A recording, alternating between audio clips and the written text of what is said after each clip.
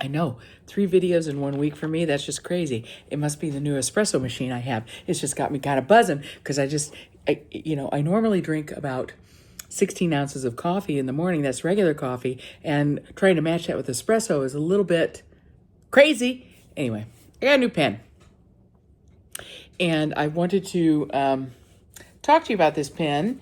And then it seemed like that was a good opportunity to talk to you about a pen I got a while ago that I didn't make a video about, and another pen that I meant to include in my relatively inexpensive pen video that I made a few days ago, but forgot. So here we go. This is, I'm looking around for the box because I'm forgetting the name of it. There we go.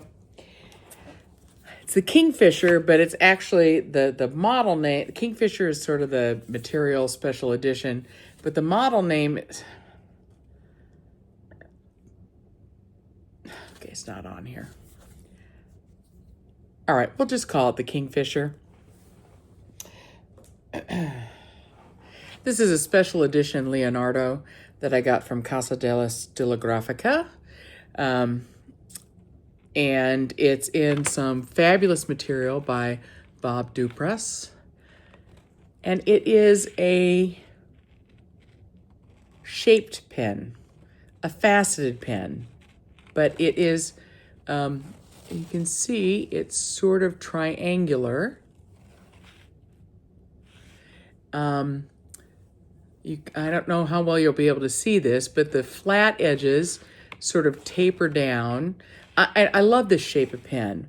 Now this is essentially, it's very close to the same shape as the Newton Prospector, of which I have a couple of examples. This, I believe, is the regular size Newton Prospector. You can see it's the tri-sided. Wonderful pens. This one I actually won in a drawing on Instagram or something.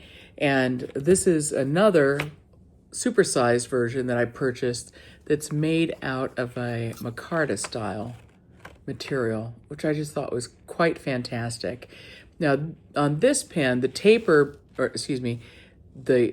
begins here and goes back. So it's not the entire body of the pen. Similarly, here it starts in the middle and goes back. On the, well, I guess that does the same thing on the Leonardo. Okay, never mind. That's not a distinction, but that's the deal. So it's, by the time you get to the join between the cap and the body, the point is it's rounded. So it makes a nice connection. It threads easily, all of that. But you get this, I like to fiddle with my pens in between writing a sentence or like right now when I'm talking to you. And so I like pens that have that are a kind of material that have texture or that warm to your touch the way celluloid and ebonite do. Facets please me, anything that kind of makes the fiddling easier. So I'm drawn to this style pen, though I don't have very many of them. Though if anyone would like to send me a Nikaya dorsal fin, I'd be happy to see how that feels in my hand. But these pens, you don't find a whole lot of makers who make them. I'm not a pen maker myself, but I suspect that it takes more handwork, less automated work than a lot of other pen styles. There are things about each of these pens that I long for, but that I imagine in the making is difficult. For instance, if we look at this Newton Prospector, doesn't that look cool? Material's very interesting, right? Matchy-matchy on the cap and the barrel, except when you fully close it, it's not matchy-matchy.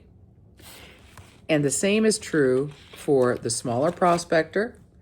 If you turn it a bit, you get the patterns to line up. But when you fully close it, not so much. It doesn't show as well on that one. And also, here's the Leonardo.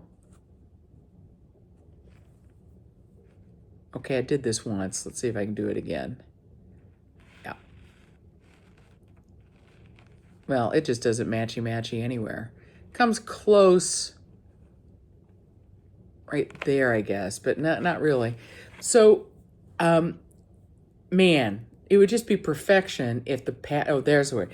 You see, it almost matches here. But you gotta turn, you have to give it another, like, eighth of a turn twist to make it match, and it's not even nearly closed. Yeah, it's not even nearly closed when I try and match them up. Anyway, that would be perfection, but I imagine that's very difficult to do with this kind of shape. Now, when we look at the Newtons and we go to the grip section, it's round, right? It's kind of the, I mean, this a little bit curved, but this facety bit is dropped. Same is true of the smaller one. I'm sorry. Same is true of the smaller one. Roundy, roundy. Okay? Roundy, roundy. But, much to my surprise, on the Kingfisher, which it really has another name.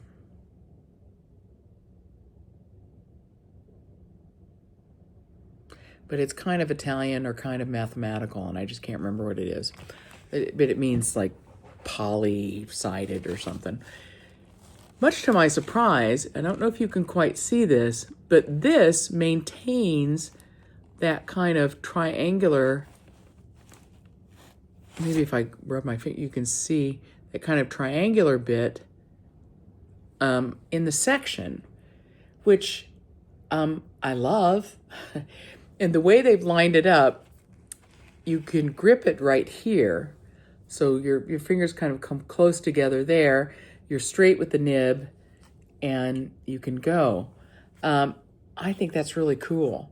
And that's what made me think of the pen that I wanted to show you with my cheaper pens. And this is the Tuzu from Sailor. Now, who would have thought you could get a Sailor pen for about 30 bucks? But here's a Sailor pen for about 30 bucks. It's a steel nib, you know, plastic pen, steel nib, kind of funky colors. I've got a couple of them now. Plastic color, well, the clip, there's a steel clip in here that's covered with a little plastic sheath.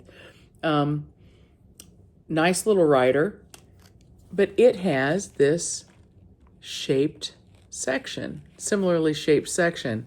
I think they call it something like the Tuzu grip. So you can turn the nib in such a way that you can grip it in various ways. I like the way it came with the kind of thinner bit on top. Anyway, great pen, about 30 bucks, highly recommend. So far, I'm massively pleased with this new Leonardo.